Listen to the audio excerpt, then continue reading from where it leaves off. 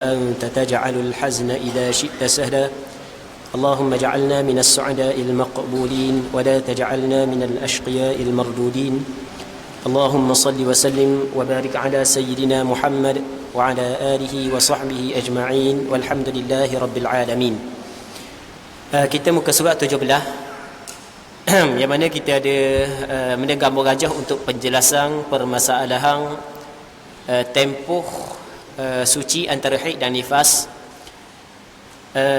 tempoh suci di antara nifas dan haid. Boleh kita tengok gambar rajah. Hak yang pertama ditulis 60 hari, lepas tu lebih daripada 60 hari. Okey, kalau yang pertama darah nifas 30 hari, suci 15 hari ke atas. Kalau tubik pula darah dalam tempoh 60 hari, maka darah hak tubik itu adalah darah haid. Okey, tengok gambar rajah tu . Yang keduanya darah nifas 30 hari, naqaq 10 hari. Sama naqaq tu bersih tu lah. Bersih 10 hari, tubik pula darah, maka darah tersebut darah nifas. Tapi dalam lingkungan 60 hari tu. Yang ketiga darah nifas 60 hari. Naqaq satu lahzah, sekejap aja, satu detik, tiba-tiba tubik pula darah, maka darah yang tubik pada hari yang kelebih daripada 60 tu adalah darah haid. Yang keempat keluar darah 70 hari tanpa berhenti, maka perempuan ini dihukumkan sebagai perempuan mustahadah. Selepas ini akan ada huraiannya. Okey je dah, benda hak yang kita uras saat ni. Okey, kita buat kesimpulan sekali lagi. Tak apa, 2-3 kali khabar benda sama, tak apa. Okey, sekarang ni tempoh suci di antara nifas dan haid. Okey, nifas, haid, dia terbahagi kepada dua. Yang pertamanya dalam lingkungan 60, yang keduanya selepas daripada 60. Okey, kalau dalam lingkungan 60 hari, darah nifas bererti keluar pula darah yang keluar pula kita nak hukumkan dia sebagai darah haid adalah dengan syarat tempoh berhenti 15 hari ke atas. Okey, boleh faham ? Adapun kalau tempoh berhenti tak sampai 15 hari, maka darah yang keluar pula masih lagi dihukumkan sebagai darah nifas. Okey, boleh faham? Yang pertama. Yang keduanya 60 hari sampai ke 61 keluar lagi. Maka kata ulama kena tengok ada tak berhenti walaupun sekejap pada penghujung 60. Kalau ada berhenti walaupun sekejap, maka darah yang keluar pula dihukumkan sebagai darah haid.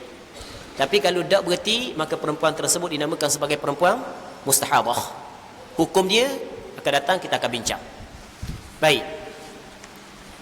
Perbezaan antara haid dan nifas.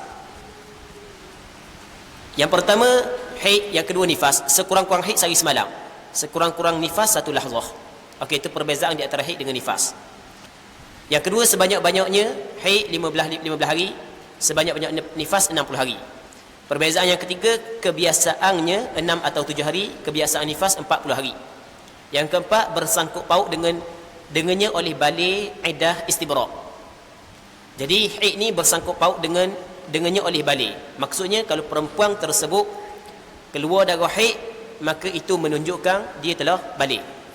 Dia alamat balik ada 3. Alamat balik ada 3. Alamatul bulugh thalath. Alamat balik ada 3. Yang pertamanya tamamu 15 sanatan fi dzakari wal untha. Cukup 15 tahun laki dan perempuan. 15 tahun dengan pengiraan tahun Islam. Cukup 15 tahun masuk tahun yang ke-16, maka dia balik dengan umur. Yang keduanya wal ihtilam. Asal makna ihtilam bermimpi. Tapi yang dimaksud dengan bermimpi di sini adalah keluar mani. Sama ada lelaki ataupun perempuan. Cuma biasa berlaku kepada orang lelaki. Maka itu di antara alamat tanda dia balik. Yang ketiganya al-haidhu fil untha li tis'i sinin. Haid bagi perempuan ketika umur dia 9 tahun. Jadi haid, apabila seorang perempuan keluar darah haid, maka itu adalah alamat bahawa dia telah balik. Yang keduanya iddah. Iddah tempoh masa yang tertentu yang perlu perempuan kena tunggu. Dia iddah, dia ada iddah talak dengan iddah wafat. Iddah talak dengan iddah wafat. Talak tu cakap Terengganu, bahasa Arab talaq, bukan talak, cakap Terengganu . Iddah talak, patut iddah al-wafat. Iddah talak, tengok kalau orang puan tu dok mari haid ataupun habis dah haid, iddah dia 3 bulan. Tak gitu. Yang keduanya perempuan yang mengandung, iddah dia apabila meletakkan kandungan. Wa ulatul ahmali ajaluhunna an yad'na hamlahun. Perempuan yang mengandung, perempuan yang bunting, perempuan yang hamil, iddah dia apabila dia meletakkan kandungan. Yang ketiganya, perempuan tu ada haid dan tidak mengandung, maka iddah dia wal mutallaqatu yatarabbasna bi anfusihinna thalathata quru, 3 quru. 3 quru maksudnya 3 kali suci menurut pandangan mazhab Imam Syafi'i. Nak dikatakan suci mesti diselangi oleh haid. Jadi bermakna haid ni ada kaitan dengan iddah. Boleh faham? Yang ketiganya dipanggil istibra'. Istibra' ni memastikan rahim dia kosong, melepaskan rahim. Istibra' ni biasa diguna ketika seorang membeli hamba. Dia orang puang, dia halal kepada lelaki dengan salah satu daripada 2 perkara. Hak ni hak yang ikhtiar lah. Hak yang maksud pilihan kita lah. Yang pertamanya dengan berkahwin, yang keduanya dengan memiliki hamba. Tapi ada lagi hak yang halal, tapi hak tu bukan ikhtiar, wati syubhah. Wati syubhah halal, tak haram. Tapi wati syubhah dia tidak terjadi melainkan dengan tidak sengaja. Tukar masuk bilik. Baik, okey, itu wati syubhah. Okey, hak yang melalui ikhtiar kita, pilihan kita 2. Yang pertamanya melalui perkahwinan, yang keduanya melalui memiliki hamba. Seorang lelaki apabila dia beli hamba, maka dia boleh guna hamba tu. Cuma sebelum daripada dia guna, dia kena istibra'. Pastikan rahim hamba tersebut tidak mengandung hak yang sebelum daripada ni, sekali haid. Okey, itu makna istibra'. Istibra' ada kaitan dengan haid.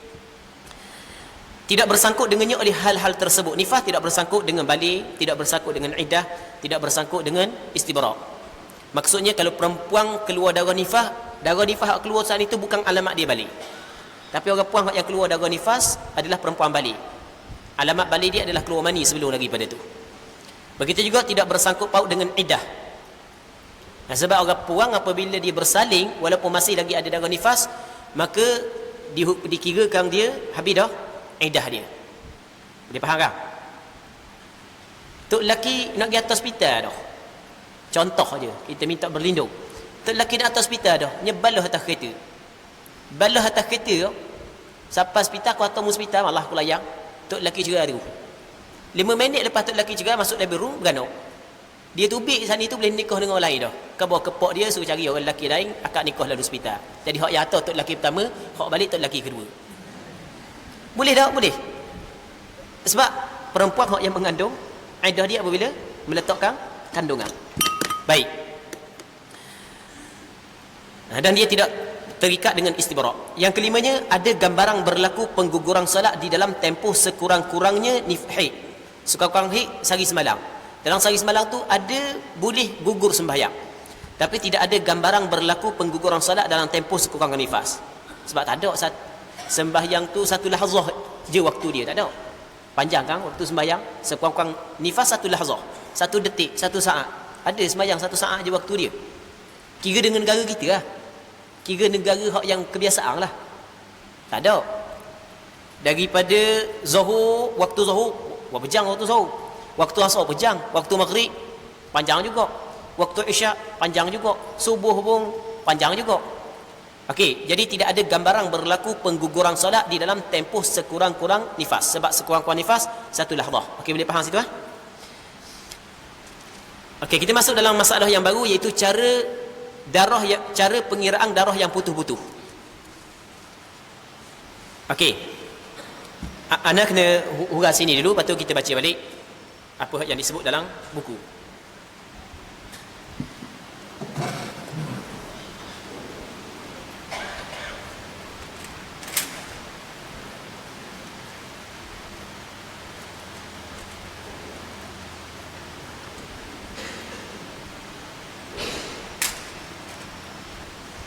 Okey. Sekarang ni aku asal saya. Ini bagus ni tu.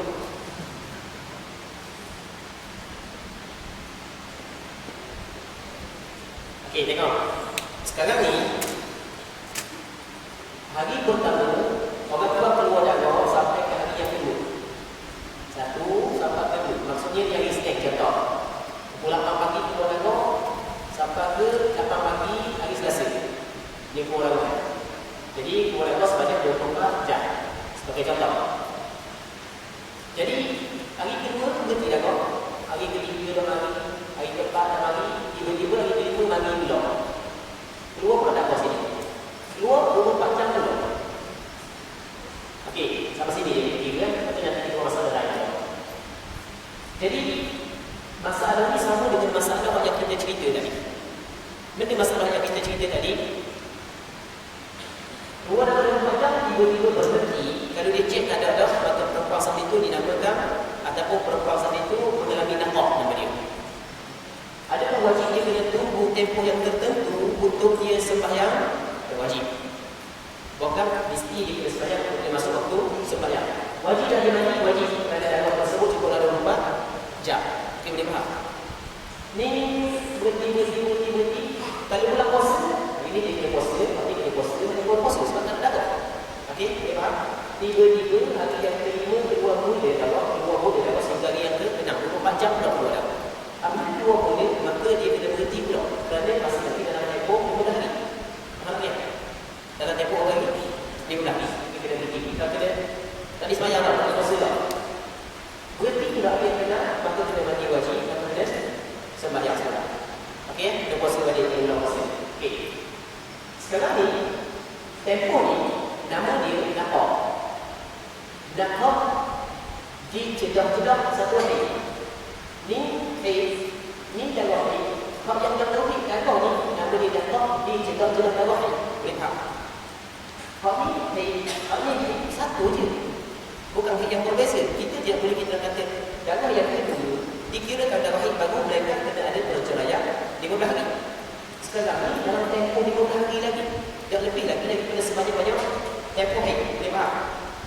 Okey, bila begitu keadaan dia tempoh naqah dicedah-cedah hari yang pertama, kedua dan hari yang kelima yang keenam ni. Jadi hari yang ketiga, hari yang keempat, 3 hari kelima kan, bukan dalam 3 hari lah. Naqah dia ni, apakah hukum dia? Di sini ulama berselisih kepada dua pandangan. Dalam mazhab Imam Syafi'i ada dua pandangan. Yang pertamanya nama dia qaul as-sahih. Yang keduanya nama dia qaul al-laqa'i. Ini hukum al-laqa'i.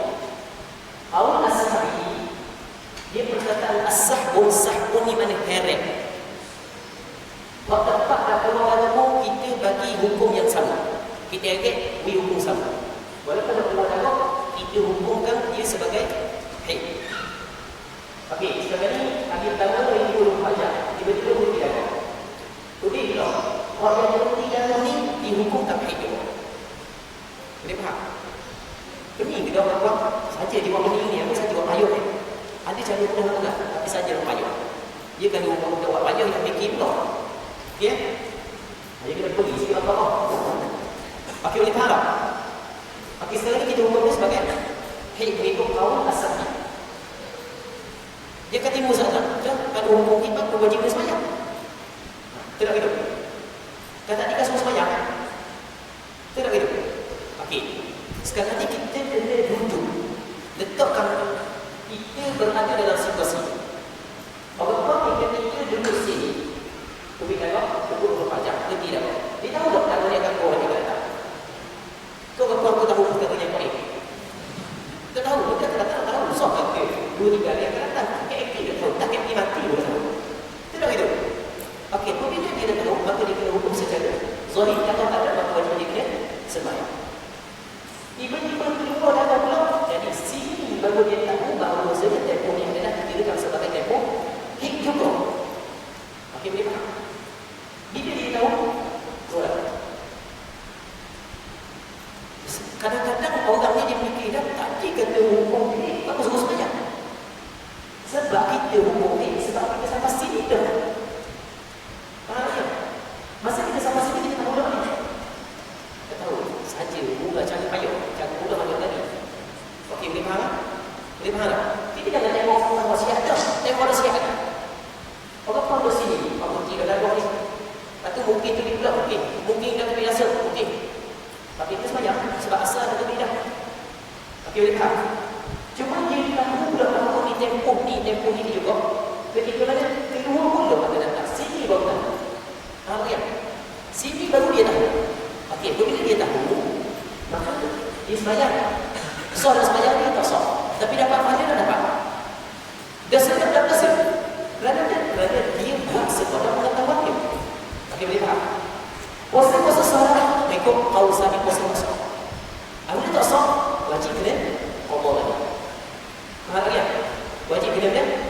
qada balik. Boleh faham?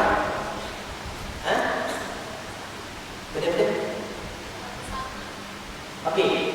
Nanti kita akan cerita banyak kan? Okey. Orang pun tanya, dah tempoh ni maksudnya boleh tak dia bersama dengan suami?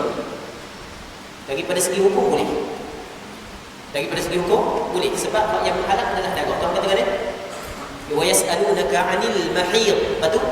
Qul huwa adha fa'tazilun nisaa fil mahid. Okey. Mereka itu akan bertanya kepada Muhammad tentang haid. Mukamulah haid ini adalah benda yang qada. Maka mu kena jawab perempuan pada ketika perempuan keluar darah haid. Haid benda darah. Jadi ketika tak ada darah, maka tidak ada haid. Okey kan? Selesai masalah. Ini dia panggil qaul as-sahbi. Yang keduanya dipanggil ada qaul laqati. Laqati ni mana kutip. Hak yang tepat darah kita kutip tepat darah, hak yang tak ada darah kita kutip tepat tak ada darah. Jadi qaul laqati ni kutip. Maksudnya hak yang tepat darah ni dihukumkan suci. Maksud dia dihukumkan suci, dia sembahyang besar puasa besar. Okey, boleh faham? Boleh faham? Mana pandangan mu'tamad dalam mazhab Imam Syafi'i? Pandangan mu'tamad adalah qaul sahih. Jadi kalau berlaku pada bulan Ramadan permasalahan ini, maka wajib kepada perempuan kena qada balik puasa yang dipuasa.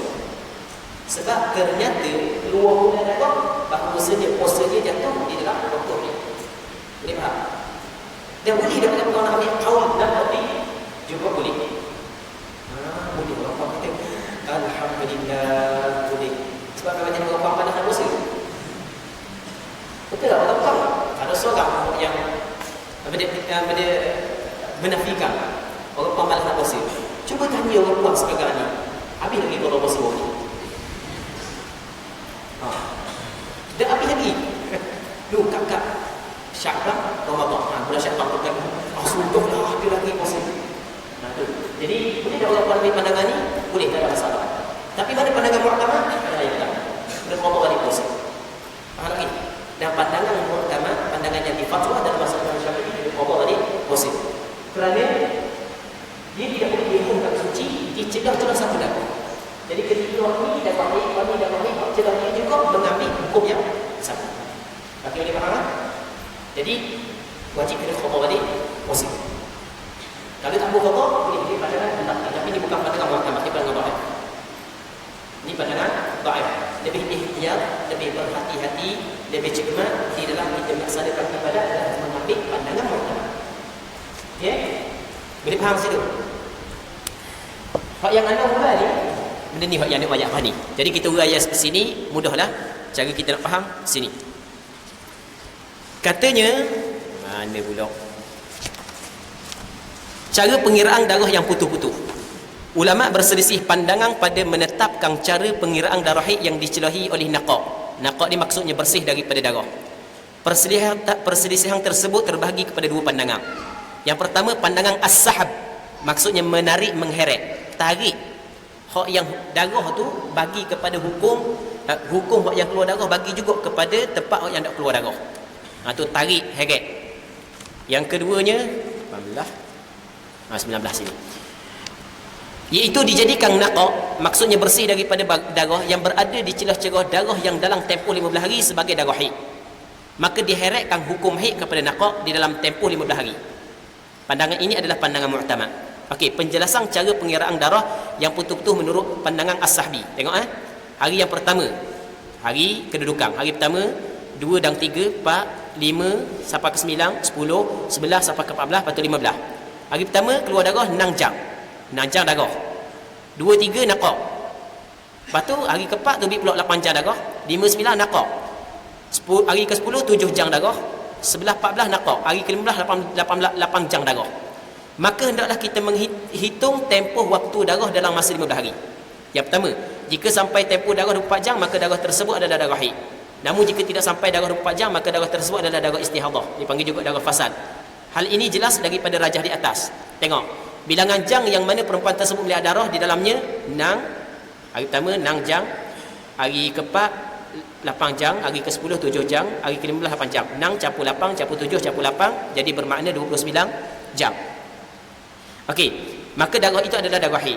Seperti itu juga tempoh naqaq. Maksudnya Maksudnya tempoh naqah itu juga dihukumkan haid. Tempoh naqah itu juga dihukumkan haid. Okey, jelas ha? Seterusnya, apabila dia telah melakukan solat, maka tidak sah solatnya dalam tempoh itu. Namun tidak wajib dia qada semula. Sah tak sembahyang? Tak sah. Faham tak lagi? Tapi dapat pahala, dapat. Kerana dia dapat pahala? Kerana dia telah buat sekadar pengetahuan dia. Faham tak lagi? Sembahyang sah tak? Tak sah. Boleh faham? Dosa tak? Tak dosa. Bukan wajib dia kena sembahyang. Boleh faham? Lepas tu wajib tak qada balik sembahyang? Tak wajib. Kerana sembahyang yang ditinggalkan oleh perempuan yang haid dan nifas tak wajib qada. Boleh faham? Yang kedua, apabila dia telah berpuasa maka tidak sah puasanya. Puasa sah tak? Tak sah. Dan wajib atasnya qada semula puasa itu. Wajib dia kena qada balik. Puasa kena qada balik. Ini menurut pandangan dia As-Sahabi. Dan pandangan ni adalah pandangan mu'tamad. Okey, boleh faham Okey, yang keduanya pandangan al-laqt, memungut ataupun mengumpul. Itu makna al-laqt, iaitu dikumpul waktu-waktu darah dan dikirakannya sebagai darah haid. Manakala waktu naqah pula dikirakan sebagai suci. Waktu naqah dikirakan suci. Lepas tu waktu haid keluar darah baru dikirakan haid. Jadi kalau mengikut pandangan yang kedua, sembahyang dia sah, puasa dia sah. Tak perlu dia qada balik dah puasa. Mungkin orang puang tahu belaka. Tak, dan ada sebahagian orang lelaki tak tahu ke ada orang puang tak tahu. Orang puang kalau dia keluar darah haid, tak boleh dia sembahyang, tak boleh dia puasa. Ni tahu belaka. Cuma wajib dia kena qada balik puasa, adapun sembahyang tak wajib qada. Ni pandangan yang disepakati oleh ulama. Alasan dia, alasan dia? Alasan dia kerana itu adalah ketentuan daripada agama, ketentuan daripada syarak. Ketika mana ada seorang perempuan mari bertanya kepada Aisyah. Dia katakan kepada Aisyah, "Ma balul haid taqdi as-sawm wa la taqdi as-salah?" Kenapa kau perempuan yang haid kena qada balik puasa tapi sembahyang tak perlu qada dah? Apa kata Aisyah? "Aharuriyatun anti?" Adakah mu ni daripada puak Khawarij Haruriyah? Ya, Haruriyah ni ada satu kawasan, satu daerah di negara Iraq. Yang mana di daerah tu adalah tempat puak Khawarij. Ya, puak Khawarij adalah puak yang memang cukup kerah, mengkufurkan orang kerana melakukan maksiat, sehingga Kang Sayyidina Ali dia kufur, dia hukum kufur. Dia guna ayat Quran, inil hukmu illa lillah, tidak adalah hukum melainkan milik mutlak bagi Allah. Tiba-tiba Sayyidina Ali bagi hukum dipanggil, ada istilah tahkim, melantik seseorang menjadi hakam untuk di antara dia dengan Muawiyah. Tiba-tiba orang tu jatuhkan Sayyidina Ali. Sayyidina Ali terima sebab Sayyidina Ali yang melantik dia. Dia kata Sayyidina Ali, dia ketika dia jadi pemimpin tiba-tiba diikut hukum yang diletakkan oleh manusia, sedangkan Allah Taala kata inil hukmu illa lillah, tidaklah hukuman melainkan milik bagi Allah. Jadi dia pakai, dia tolak hukum Allah, milik mutlak bagi Allah. Lepas tu dia pun baca ayat, wa man lam yahkum bima anzalallah fa ulaika humul kafirun. Sesiapa yang tidak berhukum dengan apa yang Allah Taala turun, maka mereka itu adalah orang yang kafir. Sayyidina Ali kafir, mengkufurkan sahabat, menantu Rasulullah, Allah Rabbi, sahabat yang cukup hebat, dikufur oleh Khawarij.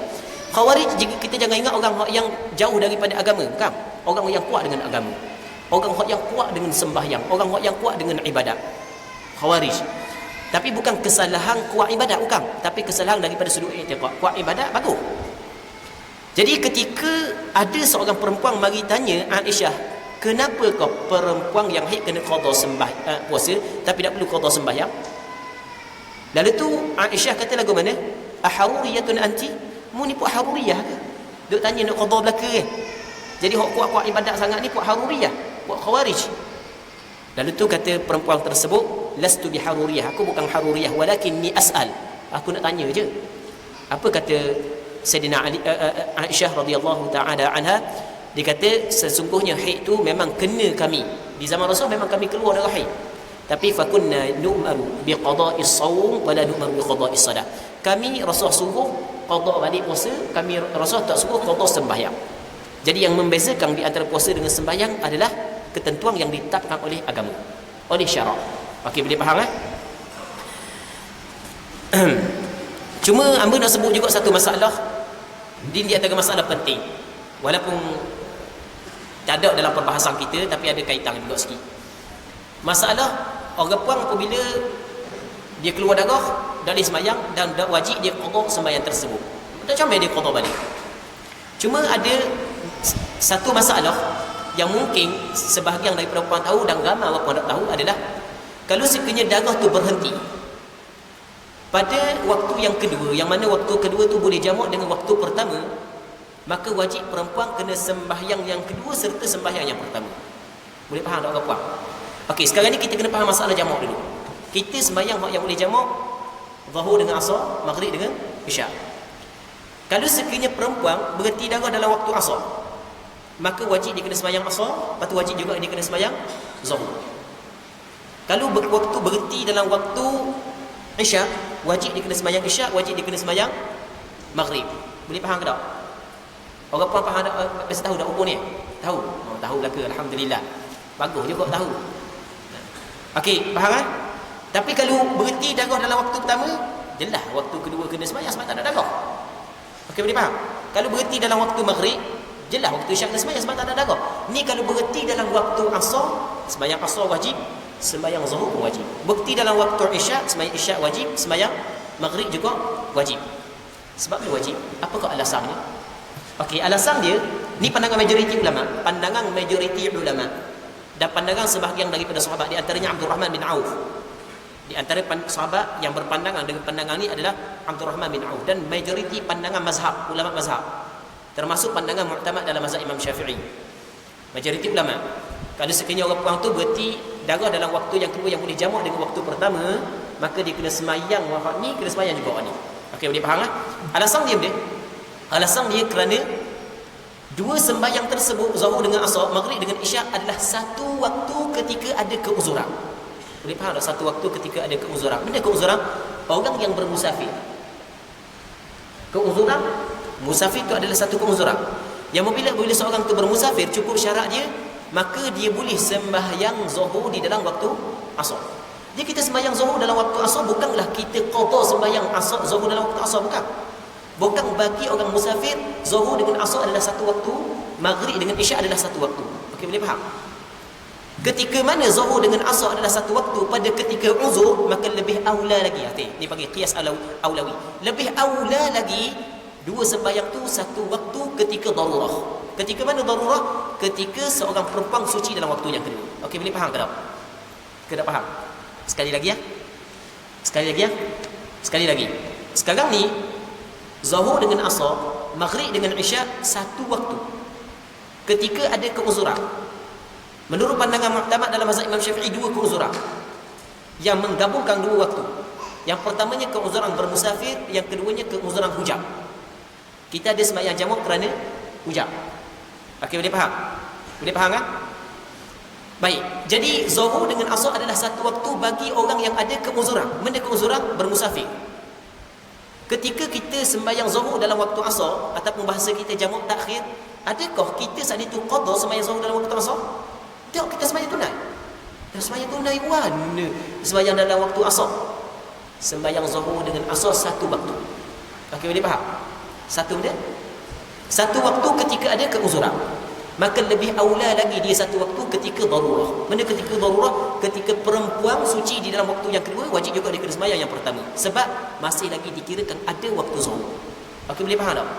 Masih lagi dikirakan ada waktu Zuhur. Boleh faham? Ke pening? Boleh faham Mana nampak tak angguk belaka Orang puan faham tak? Orang puan faham. Yang penting orang puan je faham. Orang lelaki tak faham biar. Dan faham Boleh Okey, boleh. Baik, selesai. Okey. Anda buat ada nota nombor satu tu, awak nota kaki tu. Okey, di situlah bermula. Anda buat permasalahan naqaq. Naqaq di dalam permasalahan haid menurut mazhab Syafi'i ialah bersih daripada darah. Tak ada darah tu panggil naqaq. Yang mana apabila seorang perempuan memasukkan kapas ke dalam faraknya, maka dia dapati kapas tersebut putih, tidak ada apa-apa kesan darah, termasuklah warna keruh. Okey, dia warna darah dia ada 5. Warna darah ada 5. Ini menurut pandangan mu'tamad dalam mazhab Imam Syafi'i. Yang pertamanya bahasa Arab darah aswad, hitam. Yang keduanya ahmar, merah. Yang ketiganya asfar, kuning. Yang keempatnya bukan. Yang ketiganya ashqar, pegang. Yang keempatnya asfar, kuning. Yang kelimanya akdar, keruh. Keruh ni maksudnya macam kita tengok air yang campur dengan seluk. Okey, itu warna keruh. Okey, itu 5 warna darah. Hitam, lepas tu merah, pegang. Pegang itu warna pegang ah. Pegang ni tidak warna pegang. Pegang ni bukan kuning sangat, bukan merah sangat. Di antara merah dengan kuning. Pegang. Yang ketiganya, yang keempatnya kuning, yang kelimanya keruh. Okey, ni warna darah. Selagi dia maksud warna hitam ni adalah bukan mesti warna hitam. Tapi kalau masih lagi ada garisan warna hitam, dikirakan warna hitam. Masih lagi ada garisan warna hitam, maka dikirakan warna hitam. Darah tu campur ada merah atau ada hitam, tapi ada garisan hitam. Orang puan faham masalah dia, orang lelaki mungkin tak faham. Dia ada tengok di tuala wanita, ni tisu contoh. Tuala wanita tu ada benda garisan hitam, maka masa dihukumkan sebagai darah warna hitam. Okey, warna darah dia terbagi kepada 5. Ini menurut pandangan muktamad dalam mazhab Imam Syafi'i, berpandukan kepada hadis Aisyah. Yang mana di zaman Rasulullah, perempuan dia bawa tuala wanita pergi jumpa dengan Aisyah. Nak tahu haid tak dia? Faham tak dia? Tapi bukan dibawa tunjuk depan ramai jalan ni, bukan gitu. Dia bawa pergi tunjuk kepada saya, sama-sama dia ada apa sama-sama dia? Aisyah Ummul Mukminin, ni haid tak dia? Apa kata Aisyah? La ta'jalna hatta tarayna al-qassata al-bayda. Jangan gaduh sehingga mu nampak warna putih terus. Tak ada sikit pun warna darah. Maka daripada hadis ni lah, menurut pandangan muktamad dalam mazhab Imam Syafi'i, warna kuning dengan warna keruh masih dikirakan warna darah haid. Warna darah haid. Di sana ada hadis yang diriwayat oleh Imam Bukhari daripada Ummi Atiyah, yang mana kata Ummi Atiyah, seorang sahabat Rasulullah, sahabiah, dia kata, kunna la na'uddu sufrata wal qudrata syai'a. Dulu kami tidak kira pun kuning dengan keruh sikit pun. Maksudnya kuning dengan keruh kami tidak kira daripada darah haid. Jadi pada zahirnya hadis yang diriwayat daripada Ummu Atiyah bercanggah dengan hadis yang diriwayat oleh Aisyah. Ummu Atiyah kata kuning dengan keruh bukan warna darah haid. Aisyah kata, "Dok, mu tak boleh gaduh, jangan gaduh sehingga tak ada putih sepu dah." Faham tak ya? Maksudnya tak ada warna langsung. Maka sebahagian daripada ulama dalam mazhab Imam Syafi'i dia melihat bahawasanya Aisyah adalah isteri Rasulullah. Aisyah orang yang lebih mengetahui kerana dia hidup di dalam rumah Rasulullah, maka perlu diutamakan hadis Aisyah. Ada sebahagian yang lain dikata sebenarnya hadis Ummu Atiyah boleh juga diguna. Boleh juga diguna ketika mana? Ketika seorang perempuan melihat kuning dengan keruh selepas daripada waktu dia suci. Maksudnya keluar darah haid, suci, tiba-tiba pula kuning dengan keruh, maka ketika itu barulah dikirakan kuning dengan keruh sebagai darah istihadah. Okey, boleh faham? Kerana di sana ada hadis yang diriwayat, banyak pula hadis dah. Okey, kerana di sana ada hadis yang diriwayat oleh Imam Abu Daud. Kata Ummu Atiyah, riwayat Imam Abu Daud ada tambah ba'da tuhri. Dia panggil ada ziyadah. Kalau kita belajar dalam ilmu hadis, ilmu mustalah hadis, ziyadatu thiqati maqbulah. Thiqati maqbulah. Tambahan perawi yang thiqah diterima. Okey, ziyadatu thiqah maqbulah.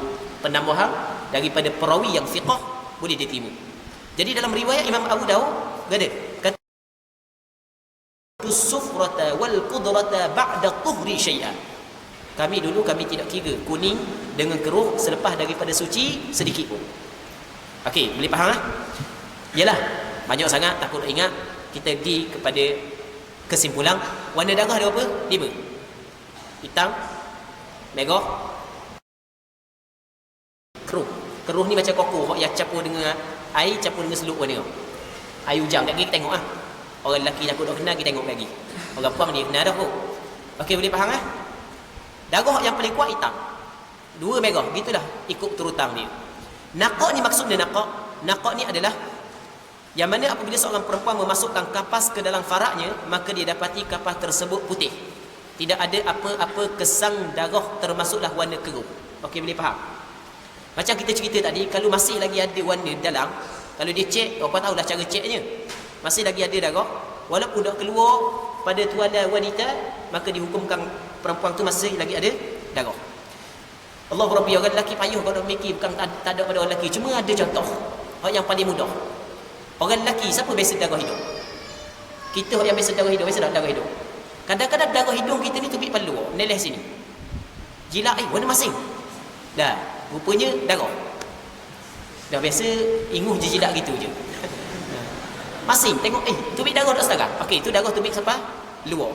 Dan ada juga darah hidung tapi darah tak tubik palu, tapi kalau kita cek, ada. Nak ya. Okey, begitu juga orang puang. Kalau keluar darah dak tubik di tisu, dak tubik di tuala dia, tapi kalau dicek ada, maka dikirakan masih lagi ada darah. Kalau cek tak ada dah, maka tak ada darah. Okey, orang lelaki faham dah. Contoh darah hidung. Kadang-kadang darah hidung tubik luar. Tak akan kesak Allah. Kadang-kadang tak ada keluar. Tapi kita cek, ada lagi darah. Cek lagi ada dah. Habis jari kita, hujung dah masuk ibu jari kaki. Ada lagi darah. Okey, boleh faham? Boleh faham Okey, nakak ni tak ada langsung, cek pun tak ada. Usah kata tubik luar, dalam cek pun tak ada. Orang puan? Orang puan buta. Satu soalan. Dah kita warna darah ni warna je kena tengok. Orang buta ni mana boleh tengok. Sudahlah. Nak buat warna Okey. Kalau terjadi perkara tersebut kepada perempuan buta, kita ingat fattaqullaha mastata'tum. Mu kena takut kepada Allah sekadar mampu kamu. Sekarang ni ada tak kemampuan bagi orang yang buta tanya orang warna dia? Ada lagi kemampuan. Kalau ada tok lelaki, tanya tok lelaki. Kalau tak ada tok lelaki, tanya kakak, tanya mak warna benda ke? Mak kata warna lagi ya. Dan kalau tak ada adik lelaki, pergi kabur adik lelaki, tapi yang kabur darah dia. Jaga kau. Muruah. Ni ada warna tak dia ni? Ada darah tak dia sikit Ada warna tak? Orang kata, tak ada dah, putih dah. Okey, baik. Ada lagi yang. Okey, maka dikirakan darah haid. Okey, boleh faham Jelas Kata Rasulullah, idza amartukum bi syai'in fa'tu minhu mastata'tum. Apabila aku suruh kamu sesuatu benda, maka kamu kena datangkan sekadar mampu kamu. Jadi masih lagi dalam kemampuan perempuan untuk mengetahui warna tersebut. Okey, boleh faham? Ikutlah cara lagu mana pun. Jangan post dalam Facebook pula. Keluar dah darah. Hei, tak faham. Ke tak faham? Tak faham. Biarlah tak faham tak apa. Semoga Allah Ta'ala memberi hidayah kepada dia. Baru faham? Lambat. Orang sampai ke mamang dah. Okey, Imam Nawawi dalam kitab Majmu' di dalam kitab Rawdatul Talibin menyebut, okey, dalam kitab Rawdatul Talibin, di antara kata kitab Imam Nawawi muka juzuk yang pertama muka surat 163, Imam Nawawi kata lagu mana? Wan naqa'u an yasira farjuha bihaitsu law adkhalatil qutnatu la kharajat bayda'a fa hadha ad-dabt huwa alladhi dabatahu al-imam asy-Syafi'i radhiyallahu ta'ala anhu fil wasyuyukh ats-tsalatsah. Maksudnya naqa' itu ialah farak perempuan. Sekiranya dia memasukkan kapas, nescaya keluar kapas tersebut putih. Tak ada benda, tak ada warna benda.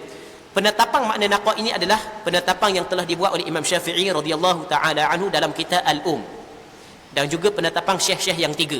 Dia ada dalam mazhab Imam Syafi'i, dipanggil asy-syuyukh ats-tsalatsah. Baik. Apabila terjadi naqa', bersih daripada darah, dicelah-celah sekurang-kurang darah haid hinggalah sebanyak-banyak haid, daripada dicelah-celah sekurang-kurang darah haid sehingga sebanyak-banyak haid, maka tempoh naqa' itu juga dikirakan sebagai tempoh haid menurut pandangan mu'tamad dalam mazhab Imam Syafi'i. Tadi kita sebut qaulu as-sahbi, ingat tadi. Okey, dalam kitab Mughni al-Muhtaj menyebut wal azharu anna an-naqa'a baina dima'i aqallil haid fa aktsara haidun. Pendapat yang azhar, pendapat yang lebih zahir daripada sudut dalil lebih kuat, bahawa naqa' dicelah-celah sekurang-kurang darah haid hingga sebanyak-banyak haid adalah darah haid. Dicelah sekurang-kurang, dicelah 24 jam. Dicelah sebanyak-banyak darah haid sampai ke 15 hari 15 malam. Kalau ada naqa' dicelah tu dihukumkan haid menurut pandangan mu'tamad. Okey, sebenarnya hak ni boleh baca sendiri. Ana buat contoh untuk lebih mudah memahami permasalahan ini, saya sebutkan contoh. Zainab. Kalau ada orang puang nama Zainab, jangan perasan. Ni contoh sahaja. Zainab keluar darah dari pukul 8 pagi Isnin hingga pukul 10 pagi Rabu. Okey, 8 pagi Isnin hingga 10 pagi Rabu. Jadi ni 2 hari. Isnin, Selasa, Rabu 3 hari.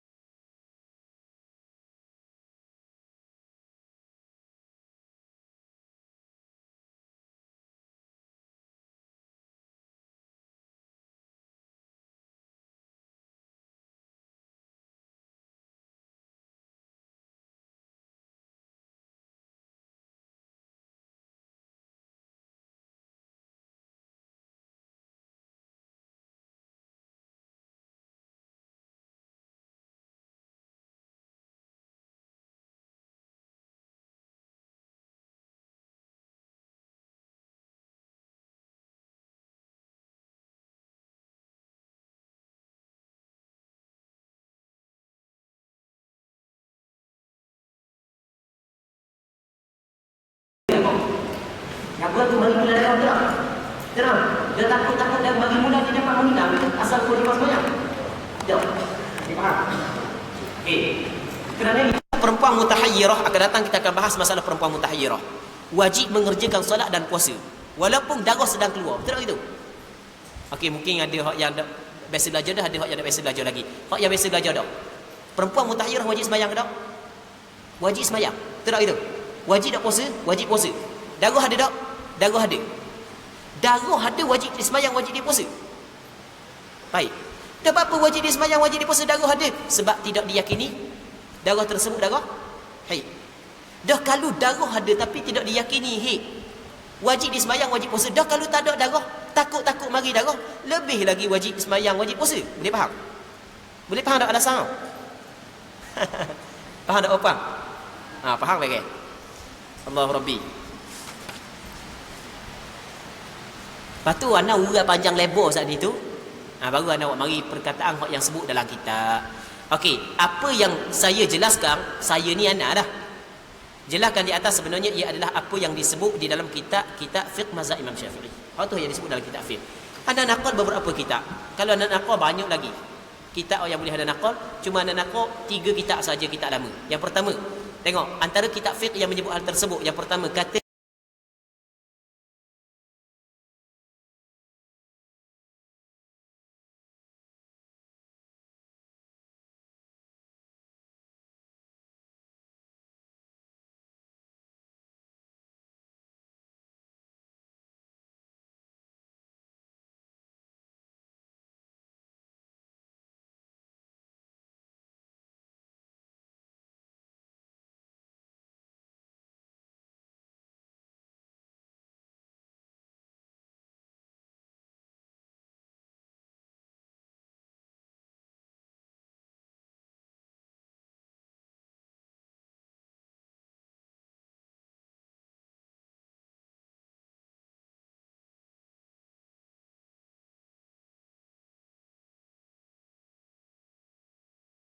masalah ni wujud khilaf. Tak ada khilaf. Apabila naqa, wajib dia kena sembahyang, wajib dia kena puasa. Itu amilat amalat tahirat. Dia kena mesti mengerjakan pekerjaan yang dilakukan oleh perempuan yang suci bila khilaf, tanpa ada khilaf. Okey, baca sendiri waktu. Kita ambil yang kedua pula di dalam kitab Tuhfatul Muhtaj, Imam Ibn Hajar Al-Haytami. Ana sebenarnya banyak kitab sebelum daripada Fatul Muhtaj ana buat, ana terjemah. Tapi anda pilih, biarlah, takut banyak sangat tak dalam buku ni. Kitab ni banyak sangat. Anda pilih 3 kitab aja. Anda pilih kitab Tuhfatul Muhtaj sebenarnya ada tujuan. Kerana orang yang tersilap memfatwakan masalah ni, diletak dikata sila rujuk kitab Tuhfatul Muhtaj. Apabila dikata sila rujuk kitab Tuhfatul Muhtaj, kita pun ambil kitab Tuhfatul Muhtaj, kita khabar dia sebenarnya apa yang dia faham tu silap. Okey, boleh faham tak? Mungkin orang yang baru siapa nak tahu sebab benda ustaz cerita benda. Ana kata sebenarnya hak ni adalah kesimpulan daripada ana memperjelaskan ada satu fatwa yang tersilap di dalam menentukan permasalahan nakak perempuan. Boleh faham tak hak ana cerita tadi? Lepas tu biar ana sebut siapa hak yang orang hak yang di dalam ni. Apabila ana sebut, atau adalah orang komen ana kata semoga Allah Taala memperbetulkan kesalahan kita dan dia. Lepas tu harap-harap penulisan ni sampai kepada dia. Apabila ada anak tulis harap-harap penulisan ni sampai kepada dia, ada seorang sahabat anak, nama dia Ustaz Nazmi. Dia ada hadir hari ni. Kita sebut live pula. Tadi kau dah ingat. Biarlah sebut live lah. Okey, Ustaz Nazmi, dia pun hantar kepada badan tersebut. Dia tolong hantar kepada bahagian tersebut yang tersilap. Badan hak yang mempunyai autoriti dalam mengeluarkan fatwa. Atau bila respon yang pertama, mungkin dia tidak baca habis benda hak yang ana buat. Lepas tu dia pun khabar balik. Khabar gini. Lepas tu Nazmi pun atau pula kanan. Ana pun cuba jawab, bukan ana buat sendiri. Lepas tu Nazmi atau kali kedua. Hak yang ana jawab balik. Lepas tu barulah dia memberi pengakuan bahawasanya memang dia tersilap. Okey, boleh faham? Boleh faham? Tapi mana Allah Rabbi, ana ada khabar. Cuma secara jelasnya memang orang yang berjiwa besar. Majlis fatwa tersebut memang yang berjiwa besar. ketika ada orang yang menegur dia, tiba-tiba dia tengok memang salah betul yang dia buat, salah, dia betul balik. Faham tak? Dan kita kena ingat bahawasanya setiap manusia tidak terlepas daripada kesilapan. Orang yang bebas terselamat daripada salah dan silap adalah Nabi, kerana Nabi dan Rasul adalah orang yang maksum. Sehingga kan Imam Malik kata lagu mana, kulluna yuraddu yu'khadhu min qawlihi wa yurad illa sahib hadzal qabr. Setiap di kalangan kita diambil pandangan dia dan ditolak pandangan dia, melainkan tuang kepada kubur ni, yakni Rasulullah. Tidak ada siapa yang tersilap yang bebas daripada melakukan kesilapan. Tetapi sebaik-baik orang yang melakukan kesilapan adalah orang yang rujuk kembali apa yang dia tersilap, kerana ini bukan hal peribadi tapi ini adalah hal agama. Baik, Allah Rabbi. Okey, boleh faham jadi kita nak urang sebab benda kita duk cerita dia sebenarnya kita cerita pada peringkat permulaan, dan masalah ni baru lagi. Benda saudara Nazmi berapa lama mana masalah ni? Berapa hari baru? Sampai dah seminggu ke lebih? Seminggu. Baru lagi masalah ni. Okey ya?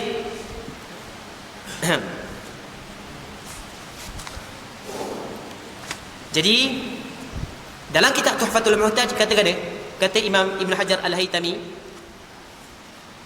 dia kata wa kadza fil inqita' bi an kanat law adkhalatil qutnata kharajat bayda'a naqiyah fayalzamuha hina idin iltizamu ahkamit tuhri. Baca sendiri orang Arab, dia baca Melayu pula. Seperti itu juga pada ketika berhenti darah, iaitu sekiranya dia memasukkan kapas nescaya keluar kapas itu putih bersih, maka wajib atasnya pada ketika itu beriltizam dengan hukum-hukum suci. Kemudian jika kembali semula darah sebelum 15 hari, maka hendaklah dia meninggalkan hukum suci itu. Maksudnya kena tak boleh sembahyang dah, tinggal balik hukum suci. Manakala jika berhenti semula darah, maka hendaklah ia mengerjakan semula hukum suci itu. Okey, betul tak yang kita kebas ni? Betul tak yang kita kebas ni? Tengok darah, dah boleh sembahyang. Berhenti darah, kena sembahyang. Tubik mula darah, dah boleh sembahyang. Okey, betul tak yang disebut dalam kitab Tuhfatul Muhtaj lagu tu? Boleh baca sendiri ya, terjemuh ada. Yang pada bahasa Arab, tengok bahasa Arab. Baik. Seperti inilah sehingga berlalu 15 hari. Maka pada ketika itu dikembalikan setiap satu kepada tempatnya yang akan disebutkan. Akan datang kita akan cari kalau sekiranya melebihi 15 hari. Yang kedua, yang ketiga, nak bagi satu lagi kitab dalam kitab Najmul Wahhaj, juzuk yang pertama muka surat 511 menyebut wala khilafa. Okey, mana la khilaf? Orang bahasa Arab. La khilaf, mana la khilaf? Tak ada khilaf. Mana tak ada khilaf? Sepakat ulama. Ketika mana kitab-kitab muktabar kata sepakat, tiba-tiba kita kata ada khilaf, itu adalah satu kesalahan. Mana kata la khilaf? Tak ada khilaf. Tidak ada khilaf bahawasanya perempuan pada hari naqah itu dia perlu mengerjakan pekerjaan perempuan-perempuan yang suci. Kerana darah mungkin tidak akan kembali semula. Okey, betul tak alasan yang kita kebut tadi? Betul tak?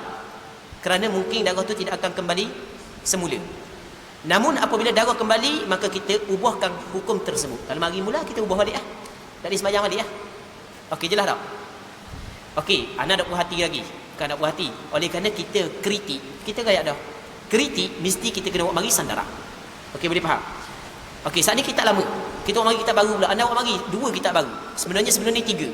Ada banyak lagi kitab baru, tapi anak malas nak terjemah. Sebab anak waktu anak memang cukup sempit, jadual padat. Allah Rabbi. Orang yang duduk, orang yang rapat dengan kita, dia tahulah jadual kita padat. Memang padat sungguh.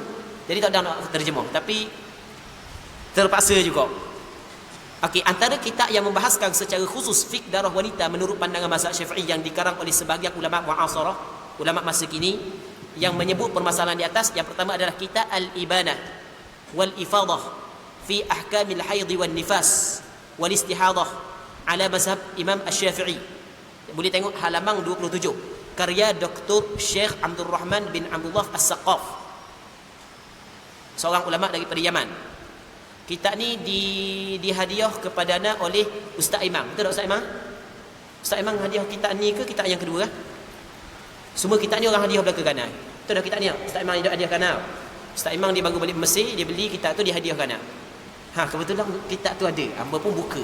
Oh, kebetulan ada benda yang kita nak bahas. Dok baca sebelum ni, buka ada, tulis. Okey, kitab yang kedua. Dikatakan ni, tidak ada khilaf bahawasanya apabila seorang perempuan melihat naqab maka wajib atasnya mandi. Okey, tak ada khilaf. Kitab yang kedua, kitab Risalah fi ahkamil haid wan nifas wal istihadah. Kitab ni siapa? Ustaz Imam juga, fantastik. Ustaz Imam juga bagi kanan. Kitab ni. Baik. Dia katakan ni, bahawasanya perempuan yang sudah biasa datang baca sendiri. Rasa habis tenaga dah tak? Suka baca sendiri.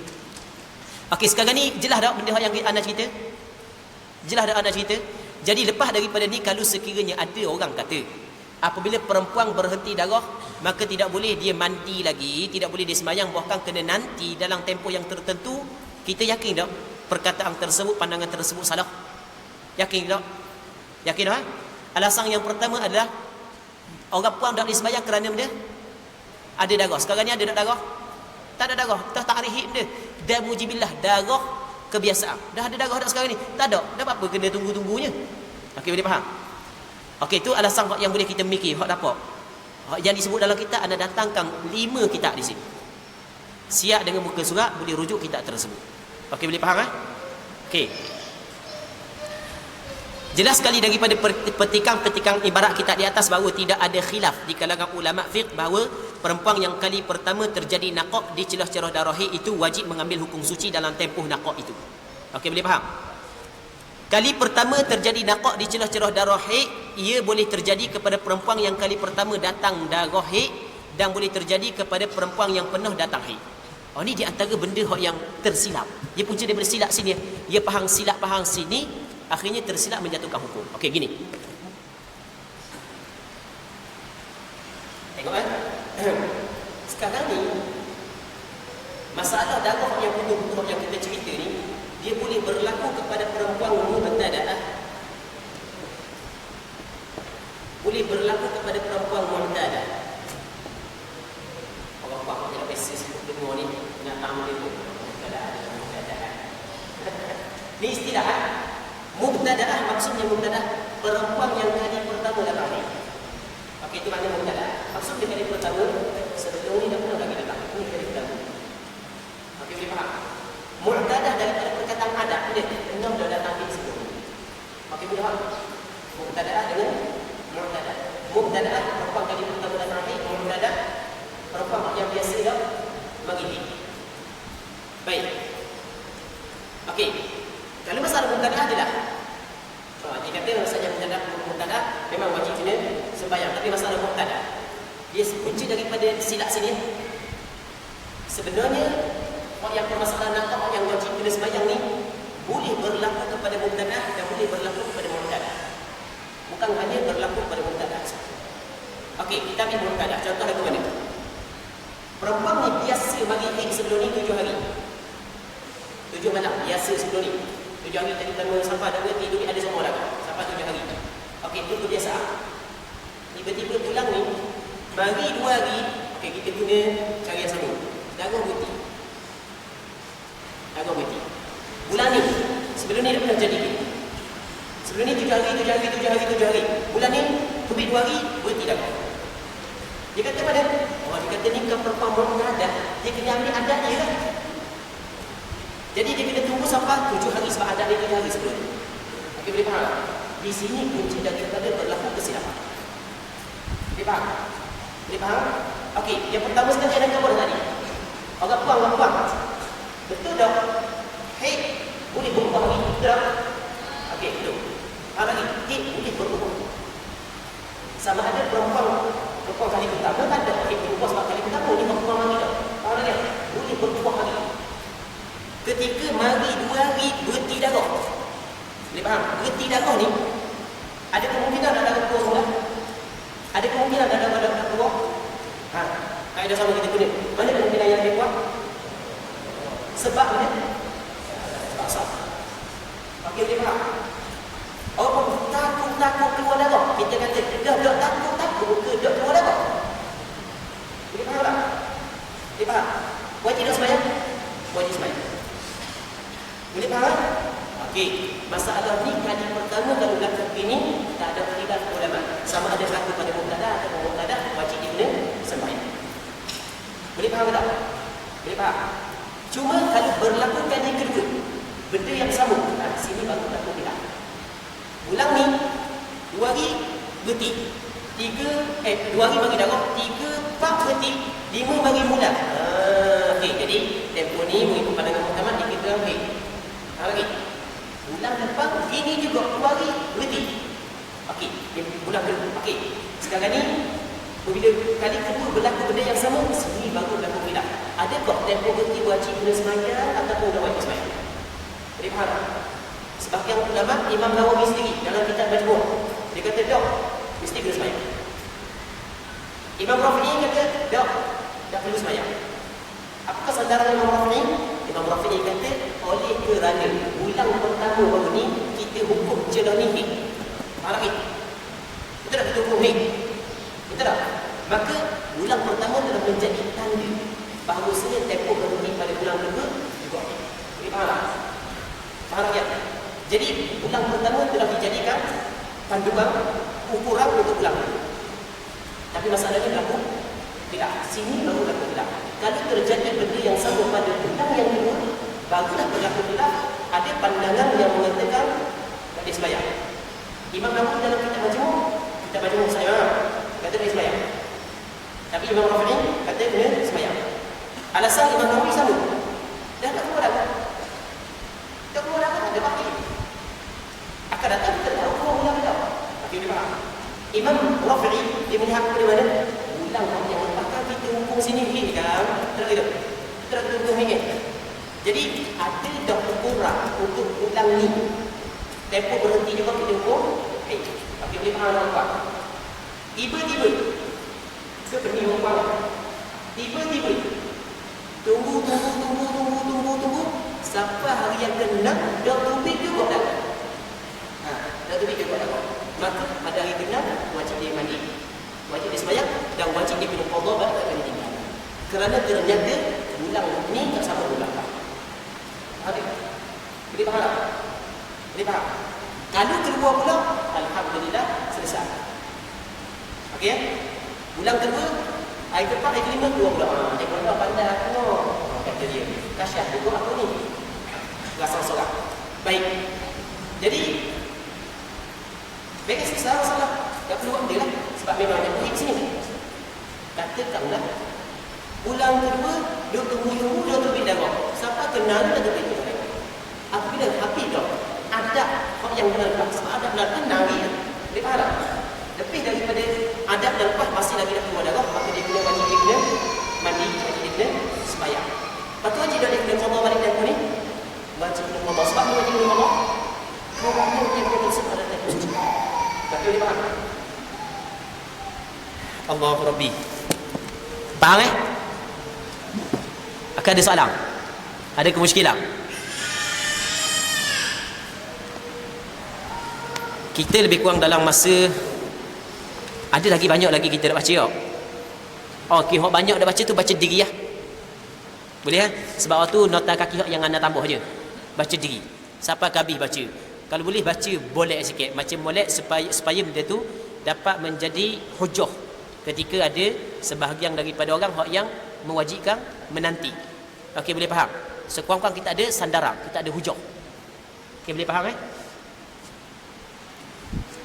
Kita buka soalan sekejap. Kalau sekiranya ada soalan, kita lebih kurang dalam berapa minit lagi ada? Dalam 9 minit lagi. Ada soalan Orang puang. Alim belaka orang puang, tak ada soalan seorang speaker ada.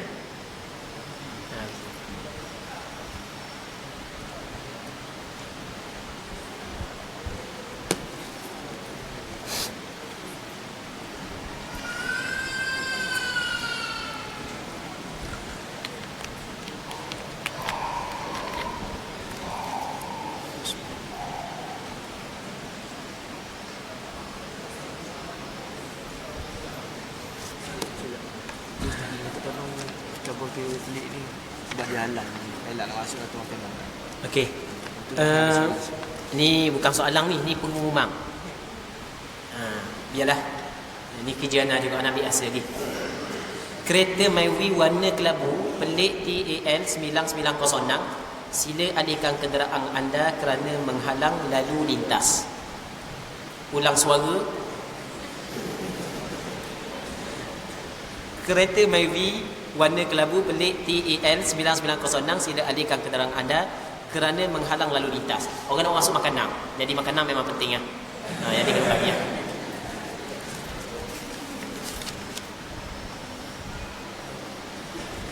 Saya pernah mengalami istihadah. Ana baca je, bukan saya tu merujuk perdana. Ana baca je. Ini panggil hikayah. Hikayah dia. Okey, kalau nak baca dia kena kata dia. Okey, ana baca. Saya pernah mengalami istihadah. Bagaimana untuk saya tahu waktu haid saya pada hari yang berikut? Kerana saya mengalami haid yang panjang, iaitu selama 13 hingga 15 hari. 13 hingga 15 hari. Jadi 13, 14, 15. Jadi bermakna boleh berubah. Okey. Contohnya, waktu suci saya hari yang ke-13. Pada waktu itu saya didatangi istihadah. Bagaimana untuk saya tahu waktu haid saya? Soalan yang sama. Yang kedua, saya mengalami haid yang panjang. Sama juga. Dan mengalami masalah keraguan waktu suci. Pada hari ke-13, 14, 15 keputihan saya kekuningan. Dan waktu kebiasaan keputihan saya pernah terjadi warna kekuningan. Jadi saya perlu mandi wajib apabila cukup 15 atau tidak? Perempuan yang didatangi istihadah boleh solat jamak ke tidak? Sebenarnya soalan dia ni nampak pendek, tapi sebenarnya perlu kepada penjelasan yang cukup panjang. Yang pertama sekali, orang puang tu kena tahu bahawasanya apabila dia keluar darah di dalam lingkungan 15 hari. Kalau orang puang tu keluar darah di dalam lingkungan 15 hari dan berhenti sebelum sampai hari yang ke-16, walaupun menyadahi adat dia biasanya 7 hari, tiba-tiba bulan ni 8 tubik lagi darah, 9 tubik lagi, 10 tubik lagi, maka 15 hari itu adalah haid dia, bukan melihat kepada adat sebelum daripada ni. Okey, boleh tak faham tak apa? Ulang sekali lagi. Ni biasa banyak berlaku kepada adat dia, maka hak yang lebih daripada adat dia terus dihukum istihadah sedangkan masih dalam lingkungan 15 hari. Itu silap. Kalau orang puang ni contoh, biasa dia mari 6 hari, 30 tahun. Kita tak 30 tahun, bukan 3 tahun, 30 tahun 6 hari. Bulan ni pelik sikit, 7 hari mari lagi. Adakah hari yang ke-7 dikirakan darah istihadah? Tak. Kerana dia bukan dikirakan darah istihadah, kerana sebanyak-banyak haid 15 hari. Yang kedua, kita kena ingat hari haid perempuan boleh berubah. Okey, upah faham tak? Hari haid perempuan boleh berubah. Jadi orang puan nak tahu mana suci kalau sekiranya warna darah tak ada, hitam tak ada, lepas tu merah tak ada, perang tak ada, kuning tak ada, koko tak ada. Biasanya orang puang ragu selagi benda. Ustaz, ni warna kuning darah ke warna kuning keputihan? Ni biasa ragu orang puang. Orang lelaki tak ada keputihan, orang lelaki ada kudu je. Orang puang ada keputihan. Baik, ni kuning darah ke kuning keputihan? Faham tak lagi? Okey, sekarang ni orang puang, mungkin kuning keputihan, mungkin kuning darah. Ada tak dua kemungkinan? Okey, dua kemungkinan. Kita kena pakai kaedah al-yaqinu la yuzalu bisyak. Faham tak lagi? Kemungkinan darah haid. Apabila kemungkinan darah haid, kemungkinan tidak darah haid, maka dihukumkan bukan darah haid. Boleh faham ke tak? Faham lagi? Sebab kita tidak yakin. Kemungkinan darah haid, dia tidak dapat menghilangkan asal kewajipan sembahyang. Tetap perempuan tu wajib sembahyang. Melainkan kalau dia masih lagi yakin warna tersebut adalah warna darah. Dia kata orang puang ni keputihan dia warna kuning. Tapi pelik juga keputihan warna kuning. Sebab dia kalau keputihan warna kuning tak panggil keputihan, dia panggil kekuning-kuningan. Betul tak gitu? Dah keputihan nama, keputihan warna putih lah. Okey, boleh faham lah? Jadi itu satu benda yang memang rasa cukup pelik kalau orang puang kata keputihan ni warna kuning. Boleh faham? Lain kali jangan tok makna panggil keputihan, kena panggil kekuning-kuningan. Okey, boleh faham? Okey, selesai masalah. Kalau tak faham lagi, ada lagi kemusykilan, aju lagi soalan. Oh, ni hak baru ke? Assalamualaikum. Waalaikumsalam. Masa mengandungkan anak pertama dahulu, pada masa 8 minggu saya pernah keguguran. Tapi bila saya pergi cek dekat doktor mengesahkan masih ada satu janin yang masih hidup dalam rahim saya. Doktor kata kemungkinan saya mengandung anak kembar. Alhamdulillah. Satu janin gugur dan satu lagi masih bertahan. Soalan saya, apakah jenis darah yang keluar semasa keguguran itu? Darah tersebut keluar selama 52 hari. Ada ustaz kata darah tersebut darah nifas, ada ustaz kata darah fasad. Sebab syarat nifas apabila kosongnya rahim, tolong ustaz jelaskan. Okey. Sekarang ni katakanlah. Okey, kita tengok. Kalau ustaz tu kata darah tersebut darah nifas. Okey, katakanlah ustaz tersebut kata darah nifas. Kita kena tengok definisi darah nifas tepat ke tak? Okey, benda definisi darah nifas, ad-damu al-khariju ba'da faraghi rahimi min al-hamli. Darah yang keluar setelah daripada kosong rahim daripada mana? Kehamilan. Sekarang ni rahim dia kosong daripada kehamilan? Tak. Okey, betul tak darah nifas? Tak betul. Okey, boleh faham? Faham definisi darah nifas, boleh kita letak di faham ataupun tidak? Okey, boleh? Ba'da faraghi rahimi min al-hamli. Dah kalau bukan darah nifas, darah benda. Okey, mazhab Syafi'i, perempuan yang keguguran satu janin, tinggal lagi satu janin, dipanggil benda. Ngandung ke tak? Ngandung ke tak? Okey, perempuan ngandung. Perempuan ngandung dalam mazhab Imam Syafi'i bahawasanya wal asahu anna damal hamili haidun. Pandangan yang lebih sahih, mu'tamad dalam mazhab Imam Syafi'i, bahawasanya darah yang keluar daripada perempuan mengandung dihukumkan darah haid. Maka darah tersebut dihukumkan sebagai darah haid kalau sekiranya cukup syarat. Cukup syarat yang pertama, cukup sehari semalam. Yang keduanya tidak lebih daripada 15 hari 15 malam. Dan sekarang ni 52 hari. Okey, 52 hari nama dia mustahadah. Okey, boleh faham? Maksud dia mustahadah, perempuan yang keluar darah istihadah. Okey, perempuan yang keluar darah istihadah lagu mana? Nanti kita akan bincang pada benda ni. Hak yang kata 7 kategori lagi. Kita akan bincang.